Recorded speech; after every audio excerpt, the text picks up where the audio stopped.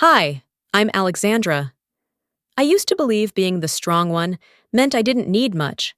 Just a roof, maybe a hug, maybe to be remembered on my birthday. But the truth? My mom had already moved on, the moment she had twins with her new husband. She didn't just forget me. She had me erased. She rewrote our family story without me, then came back years later not to make peace, but to ask me to pay for their college. And what hurts more? That she planned it. Quietly, strategically, like I was just a phase she outgrew. So I have to ask, what happens when your own mother turns you into a stranger? Would you have paid, or walked away like I did? I wasn't supposed to hear what my mother was whispering. But when walls are thin and the night is quiet, secrets never stay buried long. I had just finished folding the last of my laundry, shirts I'd outgrown but still wore, when I heard her voice. "It's just until things settle," she murmured, low and clipped. "The twins take up so much space now. She's old enough." Orrin didn't respond. He never said much, just grunted. That was enough. By the next morning, a suitcase sat by the front door. Mine. No family meeting, no long talk. Just my mother looking exhausted, and Orrin reading the sports section, pretending I wasn't 3 feet away from them. When I asked what was going on, her voice turned soft, almost performative. "You'll be staying with Aunt Marion for a little while," she said, her smile thin. "It's quieter there, less stress, for all of us." I didn't argue. Something told me the decision had already been made. I zipped up my bag and stood there, waiting for someone to change their mind. No one did. "Don't worry, honey," she added, not meeting my eyes. "You'll be back before the holidays." That holiday never came. The ride to Walla Walla was 2 hours, but it felt longer with silence riding in the back seat with me. I sat behind Orrin, knees pulled up to my chest. My mother drove. Not once did she turn around. No small talk, no music. Just the steady rhythm of tires over pavement and my heart thudding behind my ribs. When we pulled into Aunt Marion's driveway, she looked surprised to see us. Her robe was still tied, slippers barely hanging on. She gave me a hug that felt more like a question. My mother handed over the suitcase and made up some excuse about temporary plans and schedules. I don't remember the words, just the way she avoided eye contact and said goodbye like I was a guest, not her daughter. I realized it when I opened my bag later that night. No school ID, no birth certificate, not even my asthma inhaler. They hadn't forgotten. They hadn't planned. I was just parked somewhere until I became someone else's responsibility. Aunt Marion did her best.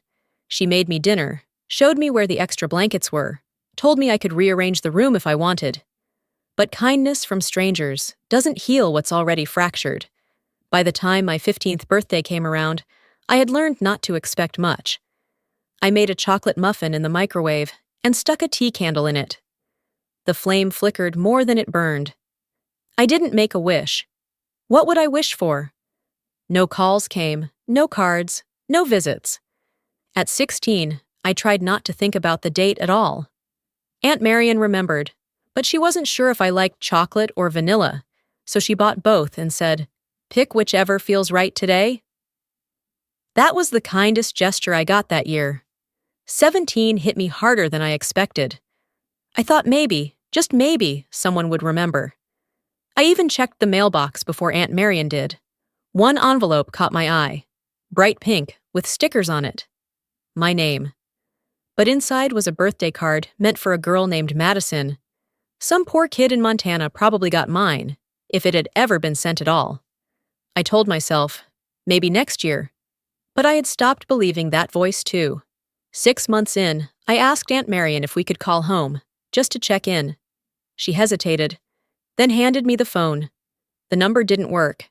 I found a phone bill on the counter later that night. My mother had changed her number. I wrote her a letter instead. I included a return address. I even wrote "Please call" at the bottom in shaky handwriting I didn't recognize as mine. It never came back. No response.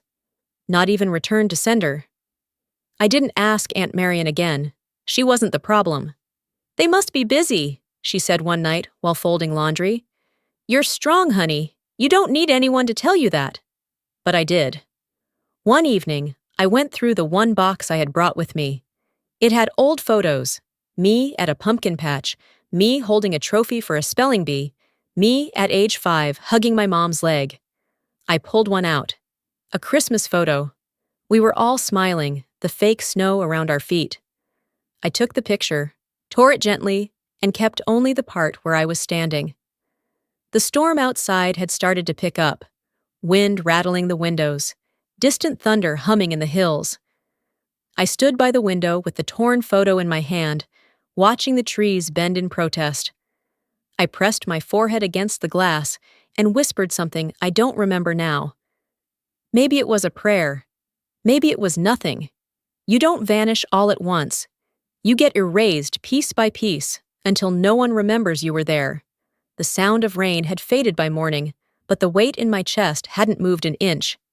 I barely slept, the storm outside becoming a hum in the background of a louder storm inside me. Around 9, I grabbed my coat and drove to Tacoma. I told myself it was to get my birth certificate for a passport application, but I knew that wasn't the whole truth. Aunt Irina hadn't changed much. Her house still smelled faintly of cinnamon and dust, like a kitchen that remembered every meal ever cooked. She gave me a long hug, the kind where you both pretend you're not counting how long it's been. "I didn't expect you to come in person," she said, stepping back to study my face like it was a photograph she hadn't seen in a decade. "I need a document," I told her, "and maybe a little clarity." She raised a brow but didn't press. We moved to the kitchen, and while she poured us both coffee, I scanned the photos on her fridge. Nieces, nephews, random recipe clippings. No pictures of me. After a few awkward sips, she stood and motioned for me to follow. The attic was colder than I remembered. Dust hung in the air like lazy snowflakes. She opened an old chest with hinges that protested, pulled out a box labeled in her handwriting, "For when she's ready." She didn't look at me, just handed it over. I kept it, because I knew one day you'd need to remember who you were before they rewrote you. I didn't answer. I sat cross-legged on the attic floor and peeled back the tape. Inside were drawings I barely recalled making. Stick figures, colorful suns, a house with a red roof, and one person drawn outside the door. Me. There was also a school award for outstanding critical thinking. Funny, considering how long it took me to realize I wasn't coming back home. At the very bottom, tucked inside a yellowing envelope, was a letter. The handwriting was neat. Controlled. Mayless. "Alexandra is resourceful. She'll manage.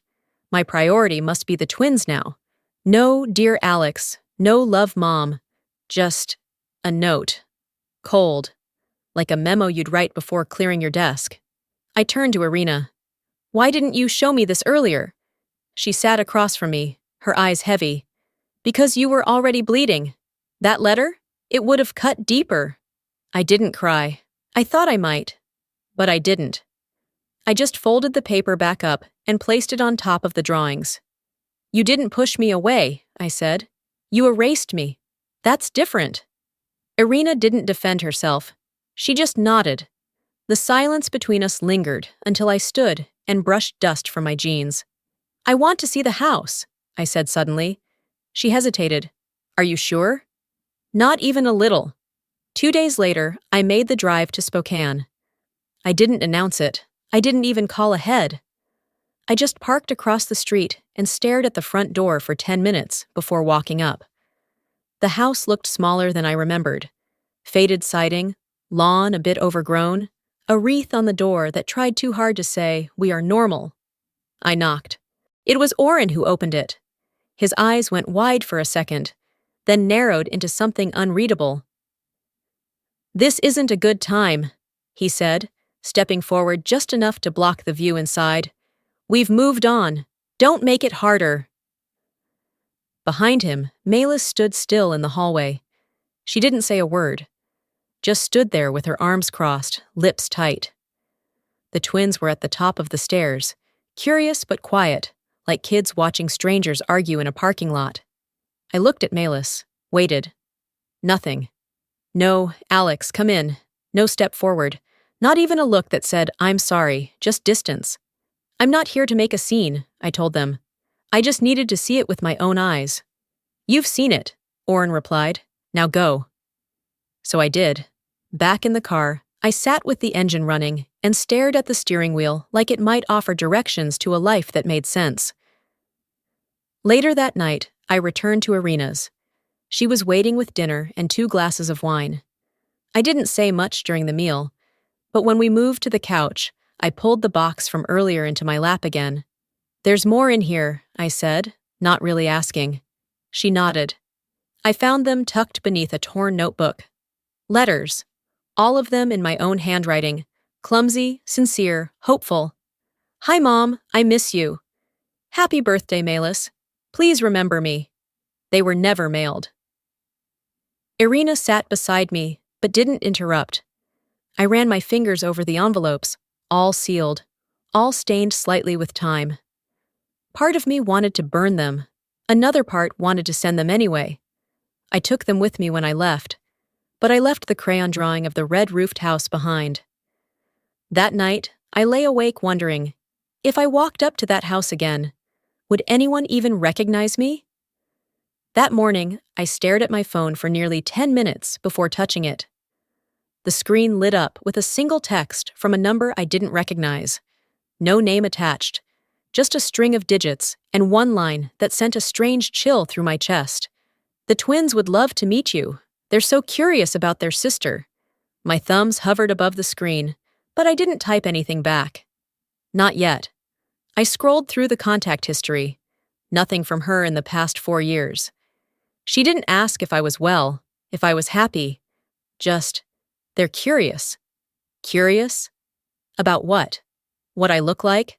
How I turned out after she ghosted me like a canceled subscription? I didn't even remember their names. It was the fakest form of kindness. Forced, rehearsed, like a voicemail you record 3 times just to sound natural. She wanted a photo op, not a daughter. By noon, I'd moved from numb to restless. I needed a distraction, something to pull me back into my own skin. So I drove out to Spokane. I told myself it was for Alumni Week, but deep down, I think I just wanted to see if any trace of me still existed anywhere. The school looked smaller than I remembered. That tends to happen with places you once thought were too big to conquer. I walked past the gym, down the main corridor, where class pictures used to hang. Most of them were still there. I paused at the wall of honor roll recipients, and my name was gone. The space where it should have been, junior year, second semester, was blank, as if the glass had fogged over just for me. A new staff member walked by, saw me staring. Sometimes things get redone, she said casually. We update records all the time. I nodded, not because I believed her, but because I didn't have the energy to fight with someone who clearly had no idea what it felt like to be deleted. Back home, I emailed the school registrar, requested a copy of my academic file. 3 hours later, I got a PDF and a short note. Name removed at guardian's request. Filed as inactive. No explanation, no apology, just erased. Like I never placed in the top 5. Like I never won that science fair. Like I never sat in those classrooms, dreaming of a family that might show up on awards night. That night, my phone buzzed again. Voicemail. They just want to know who you are, Milas said, her voice doing that thing where guilt tries to sound maternal. Maybe you'll see yourself in them. They're bright, Alexandra. Good kids. I didn't hit delete right away. I listened. Twice. Then I opened my laptop and searched them online. The twins had matching social profiles, senior portraits, college hashtags, videos of their proud mom clapping at events. I scrolled and scrolled, trying to find a sliver of myself in any of it. Nothing.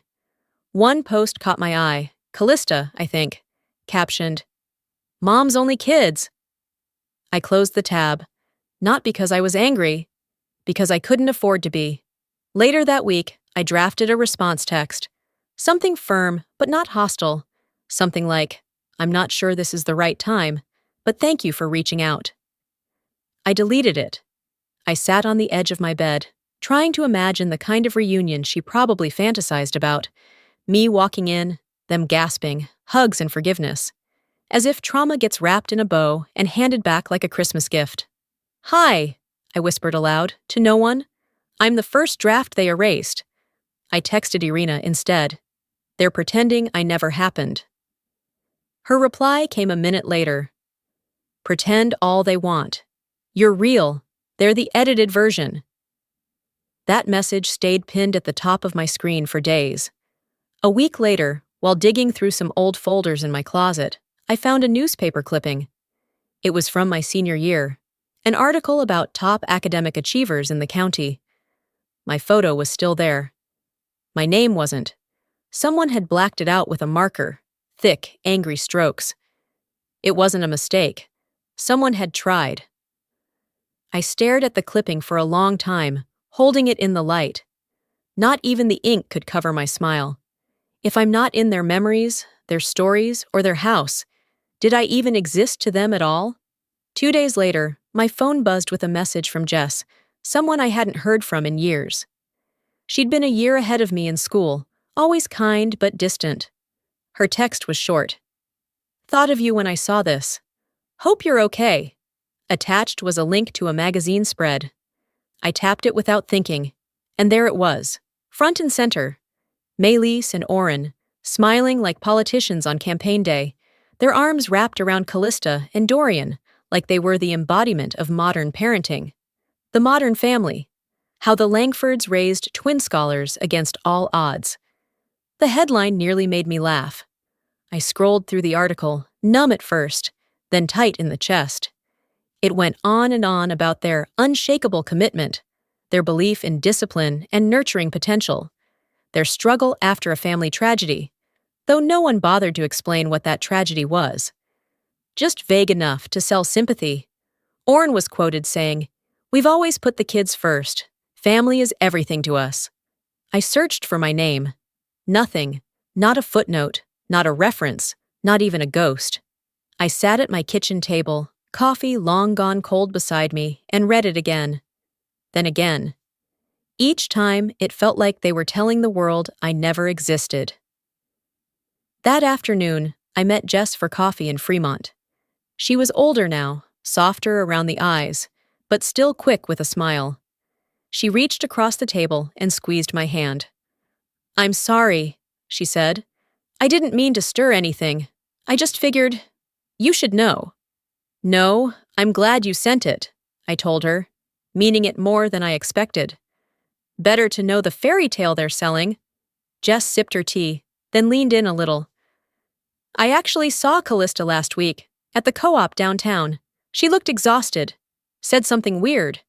I raised an eyebrow. "Yeah?" She said, "Sometimes I think I'm just living Mom's second chance." Then she laughed like it was a joke, but it didn't sound like one. That sat with me. Long after Jess left, long after I walked the neighborhood to clear my head, I kept hearing that sentence echo, living Mom's second chance. The next day, I pulled up the magazine photos again, this time doing a reverse image search just out of curiosity. One of the images popped up on a photography site I'd never seen before, tagged to a property listing from 3 years ago. My breath caught. The shoot was taken at my grandparents' house, the house with the oak swing out front, the garden I helped plant every spring, the place I ran barefoot through sprinklers and chased fireflies with my grandfather. They'd sold it, used it as a backdrop for their new family image. Not only that, they'd edited out the old bench where my name was once carved into the wood. I called Irina immediately. "Yes," she said gently. "That's the house. They sold it to pay for college consultants. Your mom said it was time to move on from the past." I didn't reply. I didn't need to.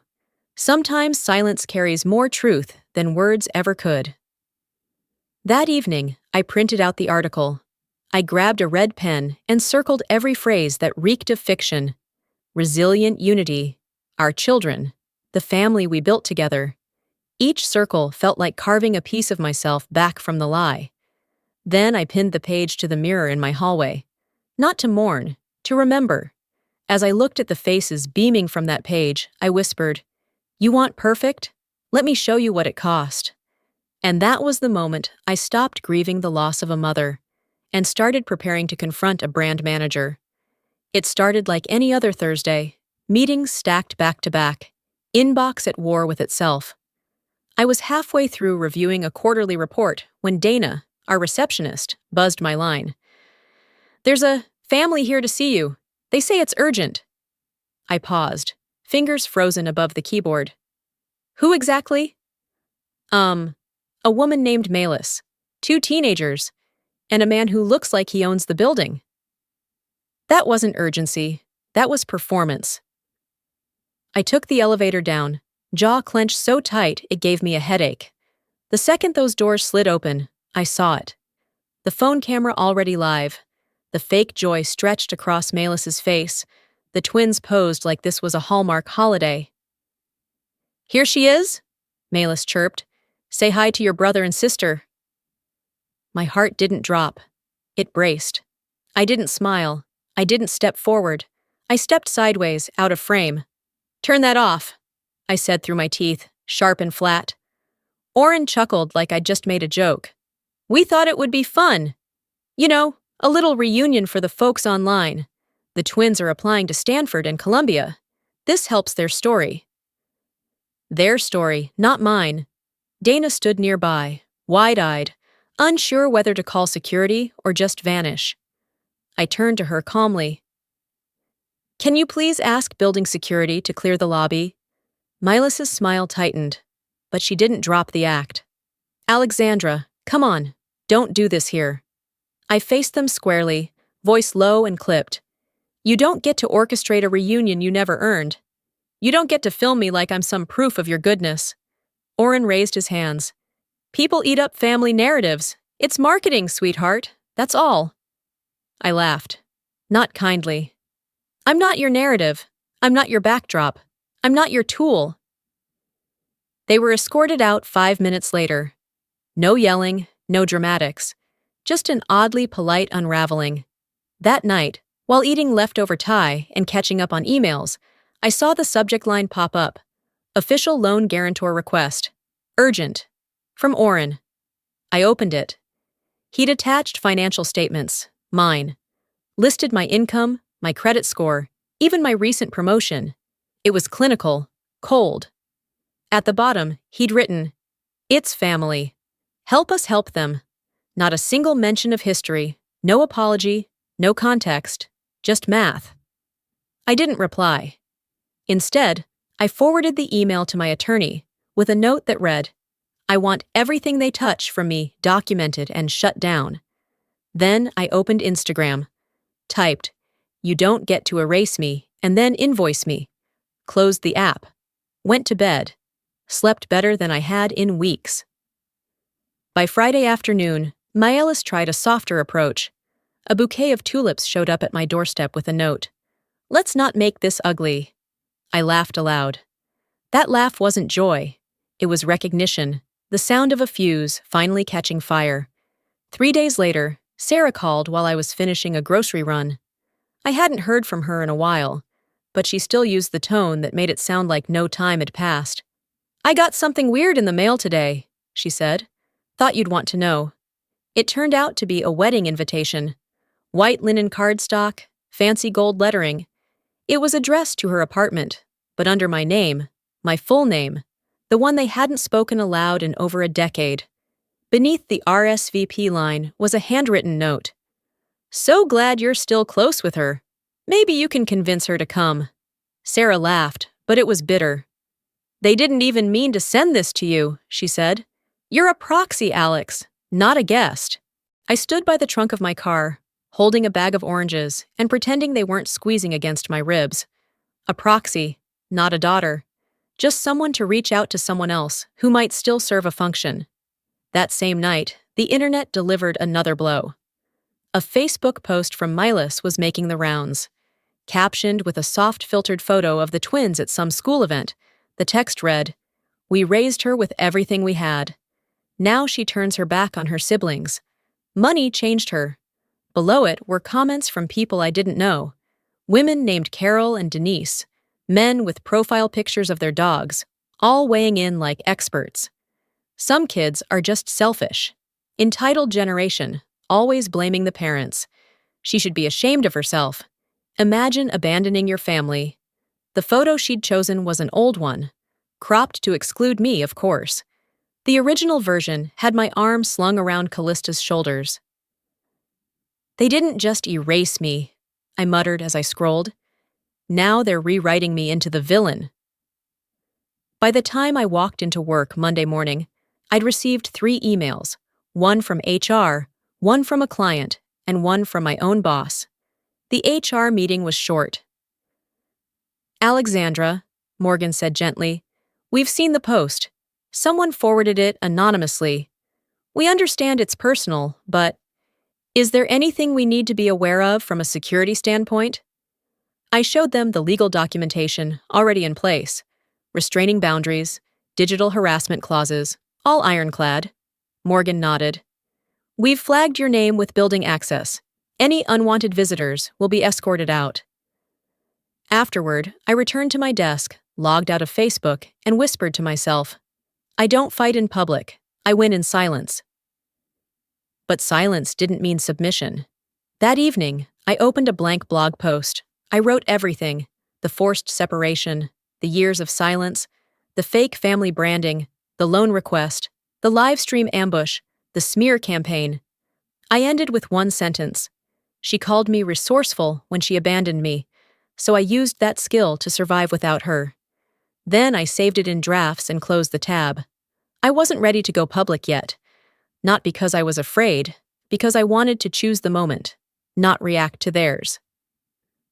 The next morning, just before I left for work, I got a DM on Instagram. It was from Callista. "Why are you making this so hard for Mom?" No greeting, no warmth. Just that one sentence, as if I were the one detonating things instead of simply refusing to play the part they assigned. I stared at the screen, my finger hovering over the keyboard. I typed, "Because..." Then I stopped, deleted it, locked my phone, and slid it into my bag. They wanted me to be quiet, cooperative, invisible. Instead, I became undeniable. 1 week after Callista's message, I received another anonymous email. No subject line, just a link and one sentence. "Thought you'd want to see how your story's being used." The link led to a scholarship profile on a college funding platform. It was Dorian's. At the top of the page, nestled just beneath the title of his essay, "A Son's Promise," was a photo. Old, faded around the edges. It was me, maybe 7 years old, leaning against Melis's leg in front of the swing set my grandfather built. The caption read, "A mother's resilience, a son's legacy." My name wasn't mentioned, not once, not even a hint, but it was my face, my childhood. They'd cropped me out of the text, but not the image, as if I was scenery in the background of their struggle. A prop. I didn't cry. I'd passed that phase years ago. I just stared at the screen and said aloud to the empty room, "They didn't just take my story, they're selling it." That night, I couldn't sleep. I opened the folder Irina had given me back when all of this had started to boil over. Inside were documents from my grandparents' estate. They'd left me a modest property in Walla Walla, the one with the porch swing and the garden I used to weed on Saturdays. I hadn't checked on it in years. I assumed it was still under my name. But curiosity, or maybe gut instinct, made me pull up the county's online property records. It wasn't mine anymore. The title had been transferred 2 years after the will was finalized. Not to a buyer. To Melis. The file included a scanned authorization form. My name, my signature. Except it wasn't my signature.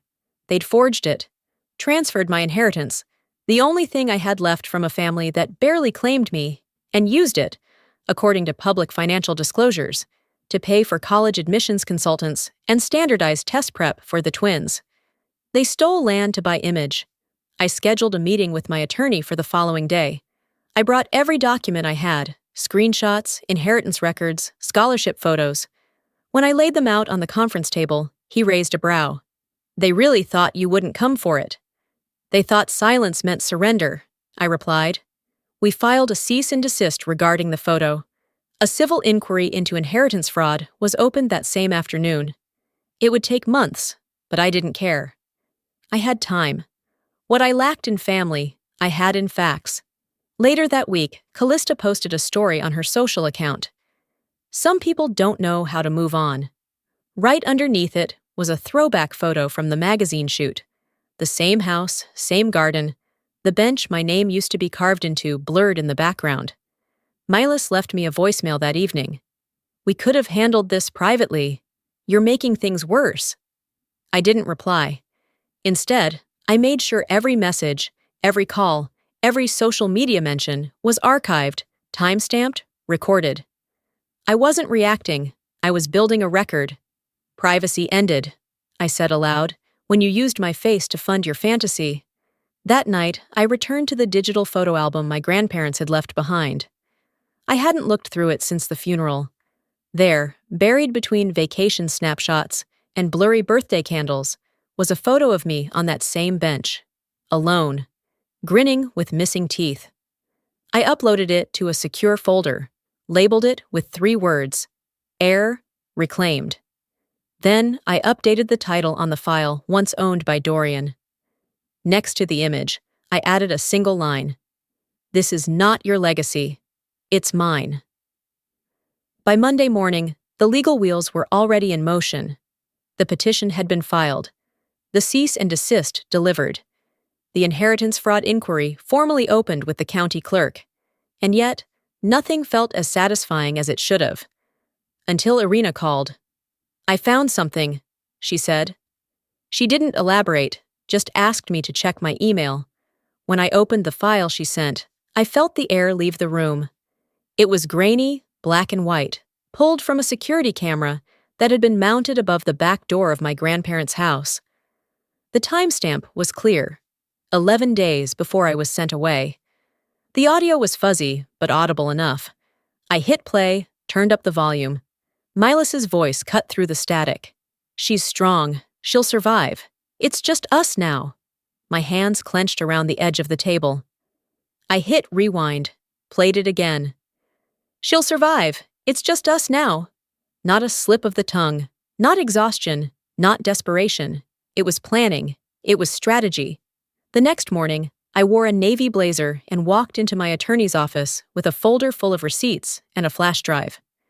Malis and Oren were already there, seated stiffly on the opposite side of the long glass conference table. They looked composed, almost smug, like they'd read the script ahead of time and already rehearsed their lines. My lawyer didn't bother with pleasantries. This is a formal notification of breach of inheritance law, misuse of identity, and exploitation of personal imagery. Malis blinked, but said nothing. Oren folded his arms. You could have just picked up the phone. I slid the flash drive across the table. My attorney plugged it into his laptop, hit play, and turned the screen toward them. She's strong. She'll survive. It's just us now. Once. Then again. Malis didn't look up. Oren opened his mouth, then shut it. I didn't yell. I didn't cry. I didn't give them the performance they always expected from me. I was 14, I said, voice steady. You planned my exile like it was a strategy meeting. Silence settled in the room like smoke. I'm not here for apology, I continued. I'm here for accountability. Oren shifted in his seat, cleared his throat. We'd like to avoid a mess, he said. There's no need for lawyers and drama. We can settle this quietly. I looked at my attorney. He looked back at them. You'll respond to the court, he said. Not to her. And that was it. No screaming match, no tears. Just quiet, surgical precision. It was the cleanest wound I'd ever inflicted. On the way out, I passed them in the hallway. Malis turned, her voice barely above a whisper. You'll regret this. I didn't break stride. No, I said without looking back. I regret trusting that you were ever my mother. When I stepped outside, the sky wasn't gray or dramatic. It was just clear, bright. The kind of day where things end and new ones begin. I didn't walk away to end something. I walked away because I was ready to begin. 2 weeks passed in an odd kind of stillness. Not peace, something colder. No calls, no emails, no new posts slinging guilt or performative heartbreak. Just silence. And that silence felt like the inhale before a punch. That's when the letter came back. I found it in my mailbox on a Thursday, wedged between a utility bill and an ad for a mattress sale. The envelope was mine. My handwriting, my return address, the pale pink ink I'd used to soften the edge of what I'd written. I had sent it a month earlier, on impulse, during one of those moments where memory makes you stupid. It was unopened, stamped in block letters across the front. Addressee declined. Return to sender. We do not accept mail from strangers. I stood at my kitchen counter, holding that envelope like it had weight, like it might explode. Then I laughed. Not out of amusement, more like realization. They finally said it out loud, I muttered. I don't belong. The next morning, I opened my laptop to check work emails and found another message flagged as urgent. But this one wasn't about spreadsheets or client updates. It was from a paralegal I didn't know. The subject line read, Internal Audit Notice, relevant to your case.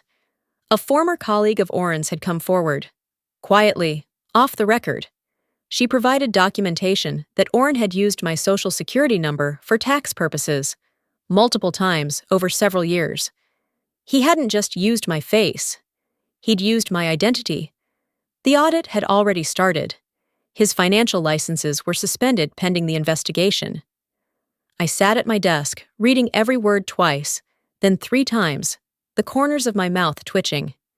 If you think silence can't be weaponized, I whispered, you've never watched someone implode from their own lies. That afternoon, news spread through the local business community. Oren's name came up on a public finance watchdog forum. There were murmurs on LinkedIn. A few polite messages from people I hadn't heard from since college. I didn't gloat, I didn't post. But I did change my headline. Independent. Not attached to any legacy I didn't choose. Irina texted later that evening. You were always the stable one. Now everyone sees it. I didn't reply. I didn't need to. The next day, I had a meeting near the old courthouse downtown, the one where my grandfather used to practice. After the meeting, I walked past the steps and found myself sitting down, staring at the building's entrance. For a moment, I could almost hear his voice. Let the truth do its job. It wasn't victory I felt. It was relief, like the air had finally shifted, like someone had opened a window in a long locked room. I stayed there for an hour, watching people pass, thinking about what it meant to survive something, not by escaping it, but by holding your ground until it moved around you. That night, I made a cup of tea, turned off my phone, and finally let my body settle. No pings, no voicemails, just quiet. But it wasn't peaceful. It felt like the kind of silence that comes right before something breaks. I checked my email. Nothing new. Checked again before bed. Still nothing.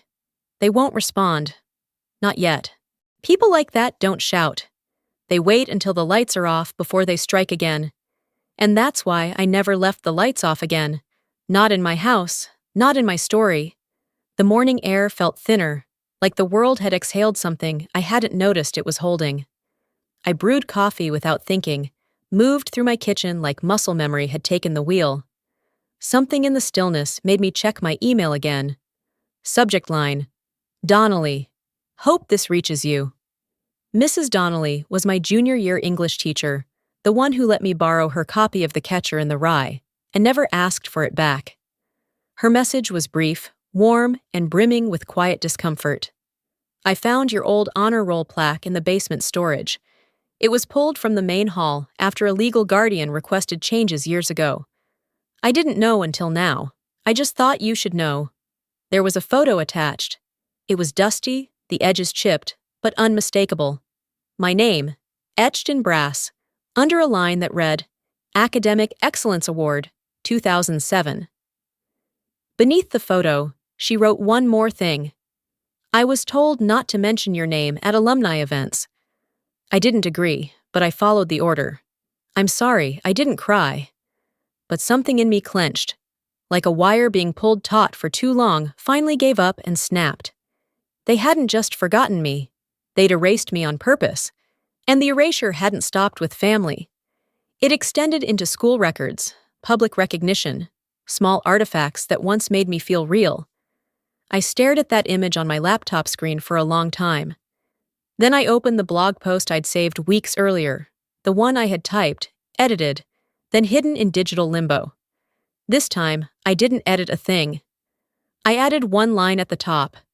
They said I was resourceful. What they meant was, forgettable. I clicked publish. Within minutes, the view counter began ticking up. I didn't link it to a press release or a sob story. I just quietly updated my LinkedIn and Instagram bios. I was erased. With a hyperlink. It spread faster than I expected. By mid-afternoon, I had messages from strangers.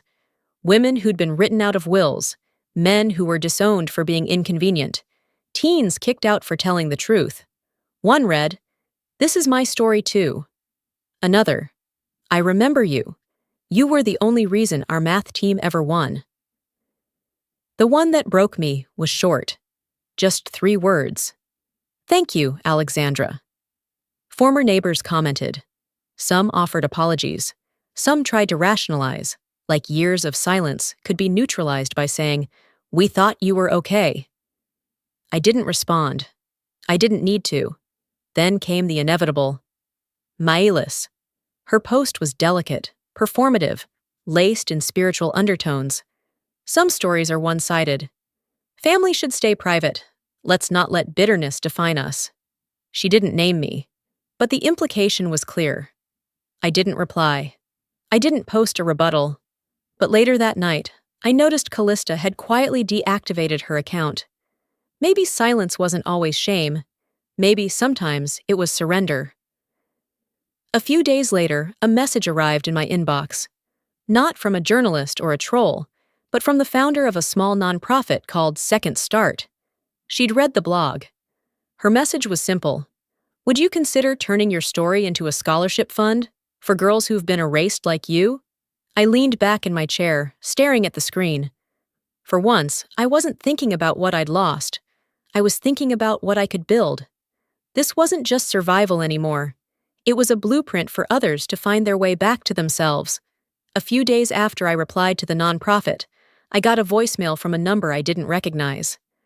The voice on the other end was soft, careful, Maelis. "I see your pain now," she said. "I wish things were different." That was it. No apology, no acknowledgement of what she'd done. Just a vague puff of regret, blown into a void she created. I didn't call back. I didn't text. I saved the message, sat with it for 5 minutes, then hit delete. Watching the bar fade from the screen felt cleaner than anything she'd ever given me. Later that week, Callista posted a new update on her social feed. I forgive her, even if she never comes back. Then, 10 minutes later, a text popped up from her. "You could still be part of our lives." I stared at it for a while, tapping the screen without typing anything. She hadn't asked how I was, hadn't acknowledged anything, just offered me a position in a story I no longer wanted a role in. I didn't block her, but I didn't respond either. Some bridges aren't burned. They're just never rebuilt. On Sunday, Irina and I walked the Green Lake Trail together. The air was crisp. The leaves doing their last dance before fall gave up entirely. We didn't talk much until we sat on a bench near the water. She reached over, her hand resting gently on mine. "You know," she said, "forgiveness doesn't mean opening the door again. It just means you're not letting them live in your head rent-free." I nodded. "They're not family," I said finally. "They're just people I used to know." And for the first time in a long time, I believed it. The next morning, I opened my laptop and started sketching out a framework for the scholarship. The name came quickly, the Remembered Project. I jotted down notes. For teens estranged from toxic households, support for therapy, college, safe housing, mentorship, writing workshops, a space to be seen and heard without shame. I leaned back in my chair and stared at the header. We remember so they don't disappear the way we almost did. That afternoon, I went downtown to finalize a partnership with the nonprofit. While I was there, I signed paperwork to host a reading at a local bookstore, the Remembered's first public event. A woman named Camille, who ran the store, handed me the clipboard. "Looks like we already have 6 essays submitted," she said. "People are waiting for someone like you." I thanked her, tucked the papers into my bag, and wandered the aisles. There, near the back, in the family trauma section, stood a girl. Maybe 17. Hoodie pulled up, book cracked halfway open, like she couldn't decide if she was allowed to read it. She looked like me. The me who used to pretend she wasn't checking the mailbox for a birthday card. Our eyes met for a second. She looked away. But I didn't. For the first time, I didn't look away. The girl at the bookstore never said a word, and neither did I. But something in that shared glance made me feel like all the years of silence and undoing had been worth something. Like I wasn't standing on the outside anymore. I was someone who had made it through, and more importantly, someone still choosing what came next. 2 months later, I stood behind a podium in a modest college auditorium.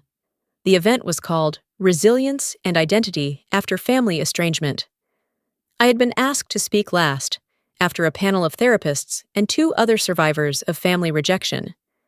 When it was my turn, I didn't raise my voice. I didn't read from note cards.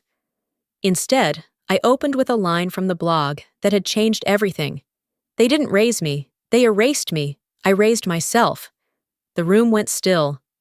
I talked about the Remembered Project, about kids who fall through the cracks, not because they failed, but because they were told, repeatedly, that they didn't belong. I talked about the danger of narratives written by the wrong people, and what it costs to reclaim your own. When I finished, the applause wasn't explosive. It was sustained, steady, honest. That night, I received an email from a girl in Minnesota. She'd read the blog and wanted to submit her own essay to the Remembered. Her message ended with, "I didn't think anyone would believe my story until I saw yours." Meanwhile, the world kept moving around me. Oren was officially disbarred from all financial practice. Quiet, buried in a brief notice, but there all the same. Melis disappeared. Social profiles gone. Her name no longer listed as a board member on her neighborhood association or the local parent group she used to chair. When I asked Irina if she'd heard anything, she just shook her head and said, "Some exits don't deserve announcements." Callista enrolled in a counseling program, according to a mutual friend. She posted a private message that read, "Some families learn too late." I didn't comment. I didn't need to. Closure doesn't always require a stage. Sometimes it's just the absence of a door slamming shut. The Remembered Project launched its first official workshop at the downtown nonprofit 3 weeks later.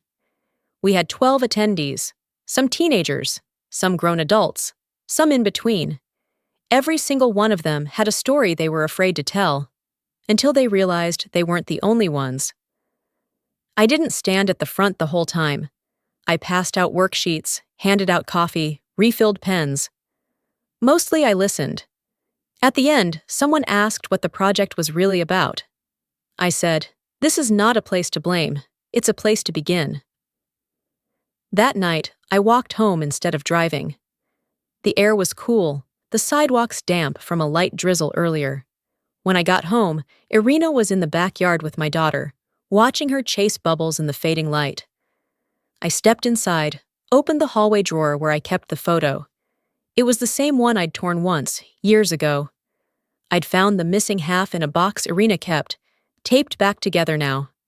I placed it on the hallway shelf, in a proper frame. Not to romanticize the past, just to stop hiding it. Then I sat down and wrote the final line in my journal. I'm not what they left behind. I'm what they never expected to grow. 3 days later, a final envelope arrived. No return address.